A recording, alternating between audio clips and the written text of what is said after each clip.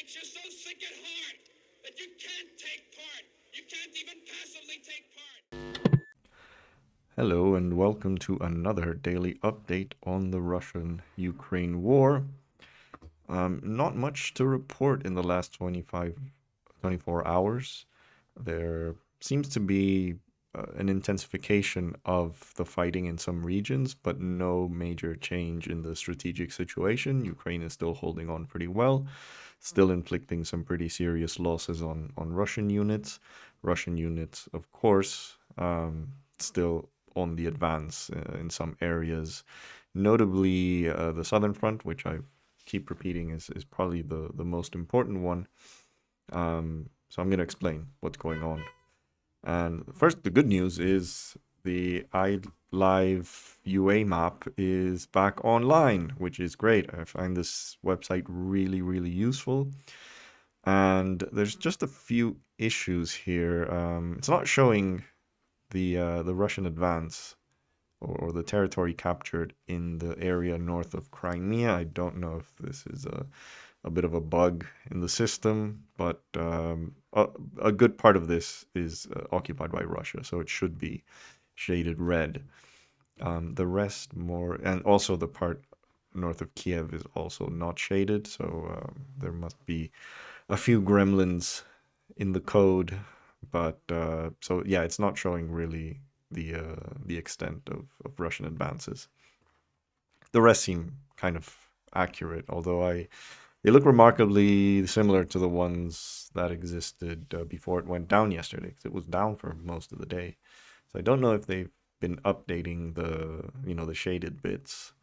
Uh, Although really, the shaded bits are all conjecture, and as I've mentioned numerous times, in modern warfare you don't really have fronts, at least across the whole battlefield. The concept of battlefield itself sort of has moved away into a concept more akin to the battle space. So this part here, for example, is very illustrative of this. It shows kind of these deep incursions, which could be like recon units or special forces rushing in, but that doesn't mean that they have that ground captured. And this reminds me of I've seen some tweets comparing the Russian advance with the US advance in the 2003 Iraq War, and claiming that it's practically the same in terms of the territory that the US had advanced, say, after 4 days. But actually, the maps that are of the Iraq War aren't actually showing the advanced positions of some of the elements. So they're showing like the third division still sort of, I don't know, 100 or so kilometer or 200 kilometers from Kuwait. But in fact, some of the advanced elements of the U.S. force had already reached like 160 kilometers from Baghdad on day 4. So they're not equivalent. You're comparing apples to oranges, and you're not showing what is the extent of the front in terms of the sections that are currently consolidated. That is, I would say, an important distinction, which is why, for example, in previous days, assuming this part here was shaded, because this part is controlled by Russia and consolidated by Russian, the regular army, the heavy units. But these incursions into Kyiv weren't really part of that mass of troops. So that is why these maps are a bit confusing. What is true is that there is a lot of activity around Kharkiv. I've read some reports that the Russians are trying to encircle it, but there does not seem to be any success in doing so. There is now heavy shelling in the city itself, including the use of cluster munitions. I will remind you that as horrible as cluster munitions are, Russia hasn't signed the UN convention on banning these weapons. So in theory, they're allowed to use them. And so I say this because I'm really disappointed in certain elements of the US press that has been basically considering these practically as Russia committing war crimes, when the US also hasn't signed that treaty. So maybe they should spend some time reminding their viewers that if it's really horrible that Russia is using them, then maybe the US should also ban them. So for the record, I should think they I think they should be banned. Anyway, same with Kyiv. Now, there have been reports, Jim, I'm sure most of you who are following the war have read of a massive convoy that is accordingly, you know, dozens of kilometers long. Um, that convoy still hasn't actually gotten into action. It's probably getting closer to Kiev. But the real assault using the heavy units hasn't materialized yet. And remember, I've been saying that this would be incredible. I mean, it's impressive to see. The incursions that we've seen so far into Kiev have been mostly lighter, very nimble elite forces like the VDV, airborne troops, the SOF, special forces, the Spetsnaz troops. Those have been the ones that have been trying to capture Kyiv so far, and Kharkiv as well, and they've all been pretty much beaten back. So the heavy units make better targets if the defenders are well positioned and have plenty of stocks of anti-tank guided missiles, rocket launchers, etc. This will get bloody for the Russians. Urban combat is incredibly difficult for the attacker, especially against a well-equipped and well-prepared army. And this also means the Russians will probably be forced to undertake the type of military actions that cause large-scale civilian casualties. So, rocket attacks into the cities. I've said many times that the rocket attacks look very impressive in the videos. They look like possibly apocalyptic when you see them, especially at night. But against a well-prepared defense, they're not nearly as effective. So it's very much an impressive sight, but not one that will dislodge a well-prepared defense. But it could cause enormous casualties in a city, especially if civilians are out in the open. The big risk of those rocket attacks. Often those rockets are not like the rocket itself is not one giant explosive. It's basically a bunch of bomblets. So they disperse, and those little bomblets are designed to kill people. So, if they attack, if civilians are sheltered inside buildings, it's not that big of a problem because those types of munitions aren't strong enough to, totally destroy a building. A cruise missile or a ballistic missile will have a much bigger impact, as well as an airdrop bomb or other types of indirect fire, like actual artillery shells, especially high explosive artillery shells. Those will have much more of an impact on buildings than some of these rocket attacks. But still, they are absolutely, the area that they cover is huge. So civilians caught out in the open, that would, or also bomblets. Another big risk is bomblets that don't explode, so duds, because then when the civilians come out of the buildings and they encounter some of these bomblets, they explode. They can explode. So these are all the risks of these types of munitions and cluster munitions as well, which follow the same formula of basically being a lot of smaller bombs inside a cluster munition canister. So, yeah, stalemate on Kyiv and Kharkiv, but there is activity in the areas around Kharkiv. So the suspicion is that the Russians are going to try and encircle it. We'll see if they are able to do that. Now, the south, which I've repeatedly said is the really crucial area right now. Again, it's a shame we don't see the shaded areas. There is a Russian advance kind of in here, but it hasn't really gotten anywhere. So I don't know if it's, what the extent of that advance is.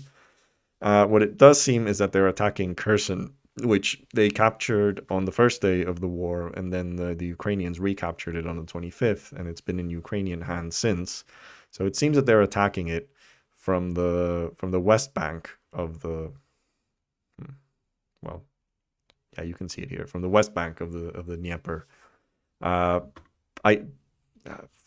seen reports that there are fighting in the city. I don't know if the city has been fully captured. Sections of it, I'm sure it has. We'll see. Again, this is not really a catastrophe for the Ukrainians. in any case, because from what it seems, they still have quite a while to go before they get to the big prize, which is Odessa. And there were some thoughts that the Russians might plan an amphibious operation against Odessa. I don't think they have the strength to do it. It's a big city, probably has significant defenses, and Russian amphibious capability is not huge. And they also did one around Mariupol, so I don't think they have many naval troops to spare.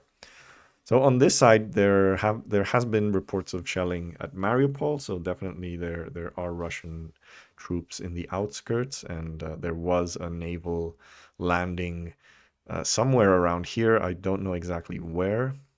It may have been around here. I forget. Berdyansk, which actually that's where, if you saw the video, I think I shared it yesterday, the video of Ukrainian civilians protesting against Russian soldiers. So that happened here.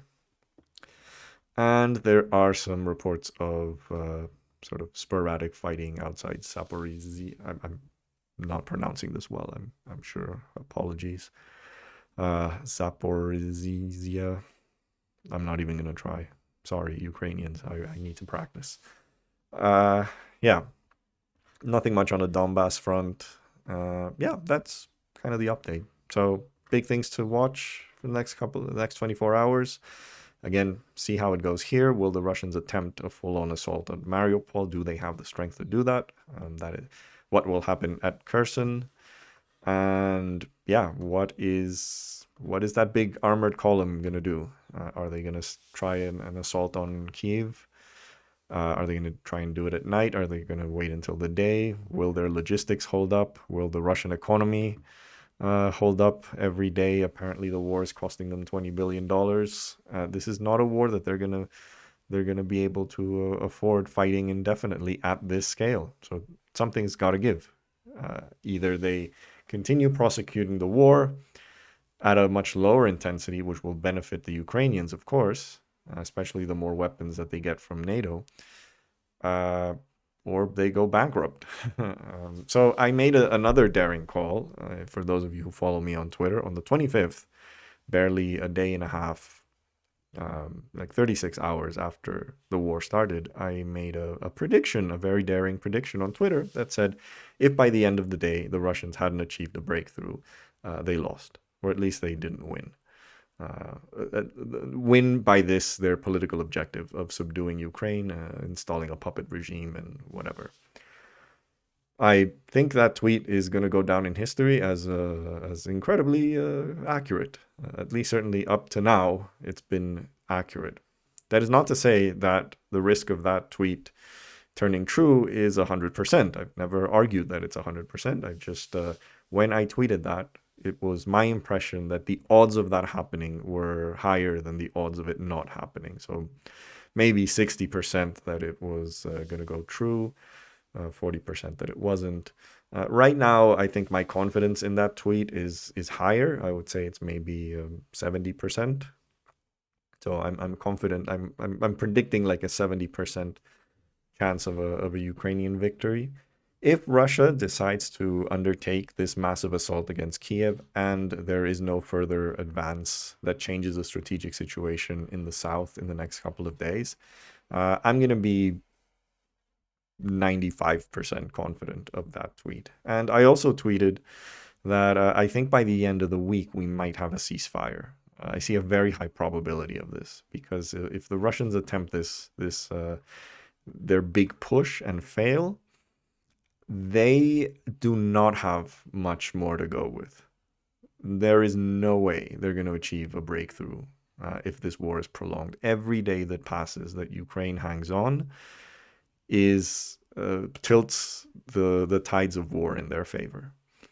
And their economy will just get more sanctions, and they don't have the material replacement capability either. They don't have a big military industrial complex, at least in the sense of they can churn out weapons at a fast enough rate in which they are destroyed. They've lost, according to the Ukrainians, take this with a pinch of salt, Last time they updated their casualty counts, it was like 190 tanks and 500 something armored vehicles. They don't have the ability to replace those tanks. They don't. They have to keep using their stocks. Just to give you an idea, like every year, Russia barely produces tanks. They upgrade a lot of their older ones, but their ability to produce new weapons is very, very low. That's why their army still relies on a huge amount of vintage Soviet era equipment like T-72 tanks. Have you seen a T-14 Armata? Their more modern tank that has been seen in the Red Square parades these last couple of years? No, because they probably don't have a single unit. They probably don't have a single tank battalion that is armed with T-14 Armadas or some of their other weaponry like the Terminator vehicles. You haven't seen them. Have you seen a Sukhoi 57 stealth fighter at all? Anything? No. These are not in service in sufficient numbers. So yeah, this is it's a paper tiger in many respects, and I've explained that in previous videos. So yeah, that is a strategic situation. Now let's look at some of the tweets during these past 24 hours. I like this one. It's clear from a spate of prisoner of war interviews that I've seen the troops themselves had no idea they were going to launch this op and were completely unprepared for it, including officers. Morale is low, nothing is organized, soldiers don't want to fight and readily abandon kit. And some of these pictures of some of the prisoners of war are really frightening because a lot of these are kids. I'll see there was a photo. I'll see if we encounter it of two kids that, you know, they look like peasant kids that have just been sent to the front against their will. It's really horrendous what Putin does to his own people. Yeah. So, well, this was a video of a tank firing in the direction of the guy who was. Jesus Christ.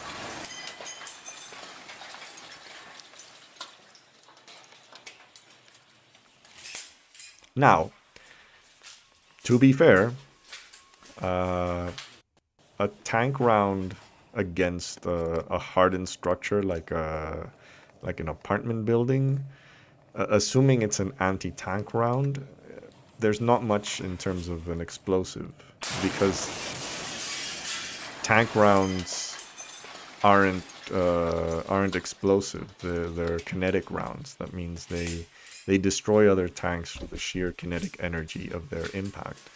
So against civilian targets, they're not that useful. However, tanks usually have a mix of, especially tanks that are operating in an urban environment, will have a mix of kinetic anti-tank rounds and high explosive rounds, which they will use against infantry positions. So it's unclear to me what it shot. But yeah. Yeah, this is more, the Russians have been using a lot of rocket artillery, which I've explained in almost every video I've made is very effective against troops in the open. It's very Soviet operational doctrine during the Cold War was very reliant on rocket artillery to be used against retreating troops, which, given their expected advance into Germany in any eventual war against NATO, you would have assumed that a lot of the NATO troops would have been undertaking tactical retreats, kind of like what the Ukrainians have done. And that's where you plaster them with rockets. But it's not very useful in a static front like Kharkiv if the defenders are well entrenched. So it's very impressive visually, not very effective militarily. Yeah, more.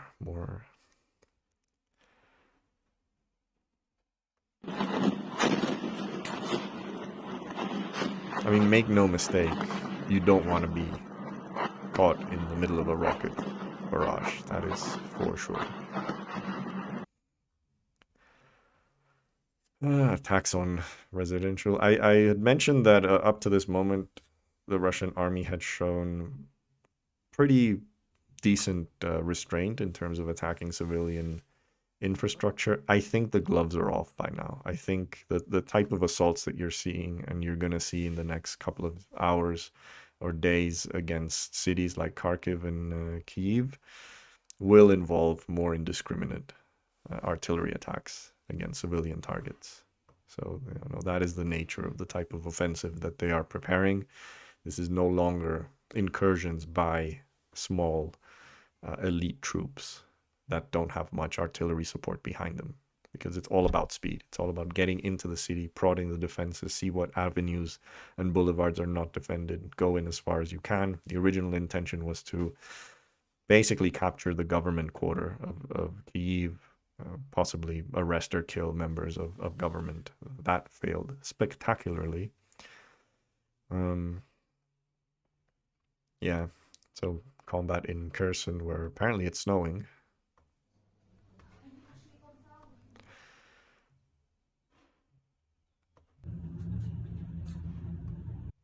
Yeah, we'll see if Kherson falls. It's clearly partly under control. Yeah. TOS-1A. That is a very frightening weapon. I think I've mentioned it before. That is a special type of rocket. MLRS stands for multiple launch rocket system. So it's a special type of, or the other acronym is MRL, multiple rocket launcher. That one is very frightening because it fires thermobaric rockets. Again, these are used against infantry. They were originally developed for use in Afghanistan to weed out Mujahideen fighters in caves, but they're very effective in open terrain. But yeah, it's, to my knowledge, the only major artillery system in the world that uses thermobaric rockets. Yep. The gloves are off. This is full on. No concern for civilian casualties anymore. The Kyiv TV tower was apparently targeted, and they missed, and they hit the Holocaust Museum. So what does this say about this denazifying operation when you destroy or damage the Holocaust Museum? Because we all know that that was a bullshit argument. Yeah. What else? Shelling Mariupol. You know, a city like Mariupol was supposed to have been taken on day one. On day one. I mean, perhaps it was a bit optimistic to assume that Kyiv was going to fall on day one, or Kharkiv, but Mariupol is basically like a stone's throw from the separatist regions in the Donbass. It's insane that it hasn't fallen. No major Ukrainian city has fallen yet. Ребят, горят педики, полить вас будем, уродов. Все, баш. Oh, this is another example of here's a tractor that stole another Russian vehicle. That is crazy. That is crazy. Wow. That was a previous one. That's hilarious. That is so hilarious. This is so embarrassing I mean, Putin must be seeing these videos and having a mini stroke, which hopefully will turn into a major stroke. I would not complain if that happened. Oh yeah, the kids throwing Molotov cocktails. I don't know if I showed this video before. You know, they they knew where to throw them. They threw it at the engine, and they threw it at the tracks, which are more likely to disable. I mean, the Molotov cocktail, the whole point of it is not to destroy the vehicle. You're not going to be able to do that.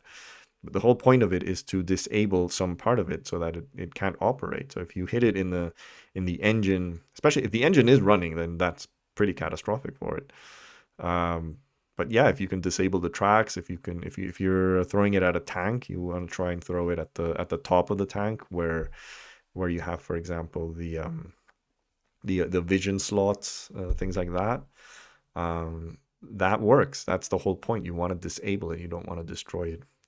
Next time, though, they probably will want to take a couple of water bottles to avoid getting burned.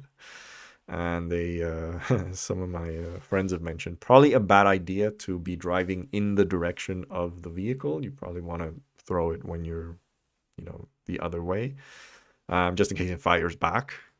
That did not seem to be an actual combat vehicle. There doesn't seem to be any defensive armament on it, or if it was, there wasn't any soldier manning it.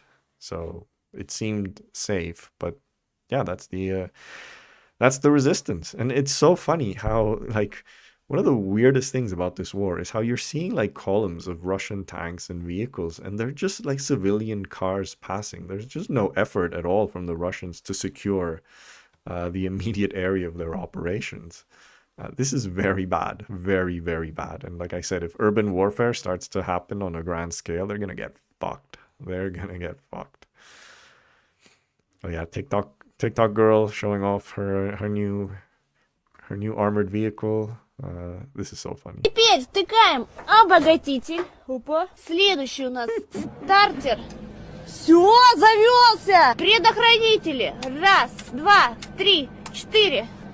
А теперь фары и обдув стекла. Нажимаем сцепление. О! И включаем первую скорость.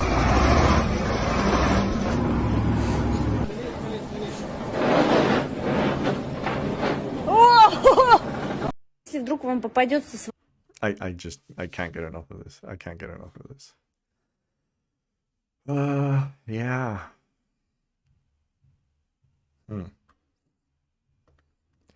What else?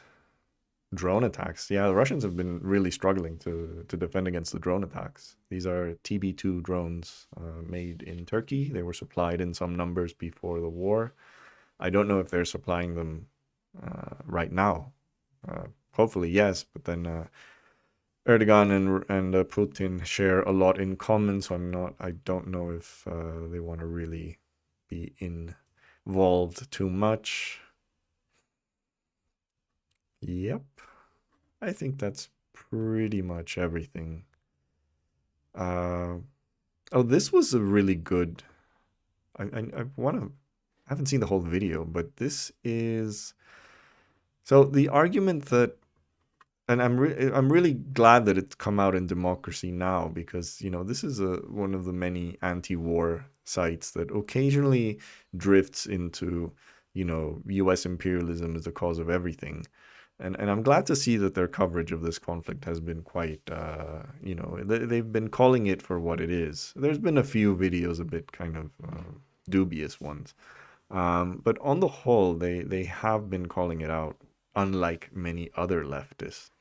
And, this argument about NATO being the cause of this conflict by its reckless expansion is just so poor. Because it ignores a few things. And one is the historical reality that NATO was very reluctant to expand abroad into the former Warsaw Pact and ex-Soviet states. Two is the fact that it has never invited these countries. Those countries asked to join NATO. So it was their decision. And their decision was based on, I would say, legitimate concerns about possible Russian aggression in the future. So this idea that it's been NATO organizing its expansion and bringing these states into their orbit is denies the agency that sovereign countries have in choosing their allies. And it's really shocking that a lot of leftists don't see this.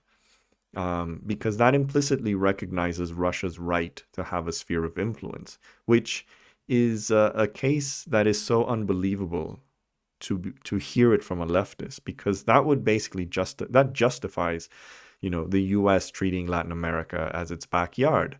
It justifies Israel having its own sphere of influence in the areas around it and having, bulwarks against the Arab state advances. It justifies them taking over the Golan Heights, for example, as a bulwark against Syria. These things are all claims that leftists would never ever make in any other part of the world, and now you're hearing it with Russia. So it's ridiculous, and I'm going to shut up and show this video because it sort of nails exactly the way that I've interpreted this. When Germany was unified, the Americans and the Soviets did make an arrangement about West Germany and East Germany. That arrangement, however, did not foresee and had nothing to do with the subsequent collapse of the Soviet Union after 19. We're talking about. That was a treaty, by the way, in from 1990 that settled the status of East Germany and laid the that is the treaty where a lot of the comments that people make that NATO pledged to never expand east or move east. That east never referred to Eastern Europe. It referred to East Germany. And true to their word, there is no NATO base in East Germany. The only country that has bases in East Germany, or the former territory of East Germany, is Germany. All NATO bases in Germany are in West Germany. They're the same bases that existed during the Cold War. In fact, there were no NATO bases at all in Eastern Europe until after 2014, after the Crimea conflict. So during this whole period, these countries became part of NATO, but NATO never established any bases in those territories. So this idea of that a lot of leftists believe that, NATO suddenly has bases all around Russia. That's not true. That they didn't do that. And even then, the bases that exist now, like the permanent ones, are rather small. I believe there's a pair of US bases in Poland. But again, no major combat unit is stationed in Poland. And there is some multinational task forces that are stationed in, I think it's Poland and the Baltic states. That's it. That's the extent of NATO encroachment. Something that happened in 1990. In 1991, to everyone's surprise, the Soviet Union no longer existed. And after that point, it's very important to remember that the world isn't just about Washington and Moscow. It's also about other sovereign states and other peoples who can express their desires and have their own foreign policies. So when we speak of NATO enlargement, I mean, that's a bit of a misnomer. NATO was not there to enlarge. There wasn't much willingness on the part of Western Europe or the US to enlarge. It was the East Europeans themselves who pushed the process forward. I mean, we can decide that they didn't understand their own national interests, but that's how the process unfolded. It came from the East Europeans. And there was never an understanding between the United States and Russia after 1991 that this wasn't going to happen. It's true that the Russians objected, but it's also true that their understanding of NATO has changed drastically after NATO expansion halted and with the re-election of Mr. Putin. In the 1990s and 2000s, Russia and NATO cooperated, not least in Afghanistan, where the Russians tended to insist that the Americans and NATO had to take a harder line than they were taking. Mr. Putin himself referred to NATO well into the 21st century as a defensive alliance. He himself has changed drastically the way that he speaks about NATO. He uses it essentially as a way to try to rally the Russian population. Now, I would distinguish between what Mr. Putin says about this war and what the Russians think. It's very hard to find, at least as far as I can read the data, a Russian opinion that somehow Russia was threatened by Ukraine in 2022. I'm not seeing that. But in an important and fundamental way, this entire discussion is moot because now we know, given the way that the Russians are prosecuting this war, that it never had anything to do with the ostensible motivations that they cited in late 2021. Given the way that they're prosecuting this war, we know that it's about the destruction of the Ukrainian state, given what they say and what they're doing. So I think it's important to also give the Russians agency. Yeah, spot on. Absolutely spot on. And I'm still very, very disappointed to see the takes that I've been seeing from a lot of leftists that insist that this is NATO's fault because you need to understand context, yada, yada, yada, context that they never apply in equal measure to cases of US imperialism, which is bad, period. And yeah, I've made the analogy on Twitter that this whole, the war, NATO is to blame for this, is kind of analogous to, the woman is to blame because of how she dressed. no. Like, this denies agency in the person that is doing the war crime, just as it denies agency in the person who is doing the sexual assault. So, no. Just no. Yeah, good video. I need to see the whole interview. But, yeah, that's it for today. We'll see what the next 48 hours have in store. I fear there will be an escalation of civilian casualties.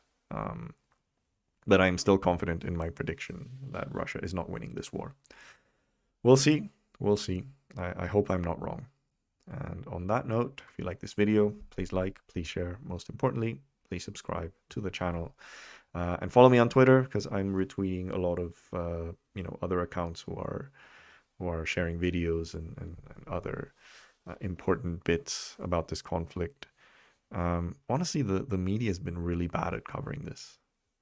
So if you know what right Twitter accounts to follow, I think you'll get a much better impression of what's going on. So yeah, on that note, see you next time.